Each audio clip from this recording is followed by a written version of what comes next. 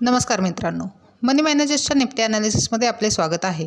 फ्रायडेला Nifty slightly gap down open झाली 22,508ला आणि 22,572चा हाय देऊन पुन्हा डाऊन मूव्ह करत 22,464चा लो दिला। त्यानंतर साधारण 9:50 अपसाईड मूव्ह करत 22,625चा हाय दिला आणि पूर्ण वेळ 22,600 ते 22,500 या रेंजमध्ये साईडवेज मूव्ह करत होती आणि 22,552ला क्लोज झाली। वीकली टाइम फ्रेममध्ये बघितले तर निफ्टीने एक बाईंग पुश एक इनसाइड कॅन्डल बनवली आहे। 21,960 ही एक महत्त्वाची लेवल आहे।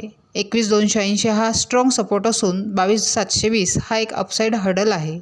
तो जर ब्रेक झाला तर निफ्टी 22,900 पर्यंत जाण्याची शक्यता आहे। डेली टाइम फ्रेममध्ये बघितले तर निफ्टी एका चॅनलमध्ये मूव्ह करत आहे आणि आता ती त्या चॅनलच्या सेंटरला क्लोज झालेली आहे।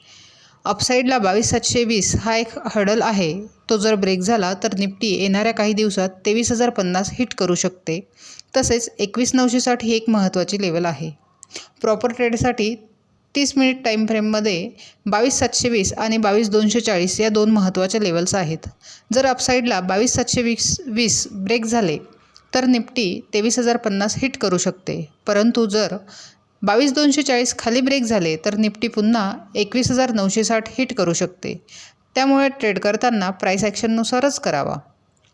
आता उद्यासाठी म्हणजेच इंट्राडेसाठी बघितले तर 22,640 आणि 22,450 या दोन महत्त्वाच्या लेवल्स आहेत। जर 22,640 ब्रेक झाले तर 22,720 पहिले टार्गेट आणि 22,850 हे दुसरे टार्गेट हिट होऊ शकते। तसेच जर 22,450 खाली ब्रेक झाले तर 22,280 हे पहिले टार्गेट आणि 22,240 हे दुसरे टार्गेट हिट होऊ शकते। 22,640 ते 22,240 हा नो ट्रेडिंग झोन असणार आहे। निफ्टी एका महत्त्वाच्या टर्निंग पॉईंटवर क्लोज झालेली आहे, सो ट्रेड करताना काळजीपूर्वक आणि प्राइस ॲक्शननुसारच करावा। अशाच निफ्टीच्या ॲनालिसिससाठी चॅनल सबस्क्राईब करा, तसेच व्हिडिओ लाईक आणि शेअर करा।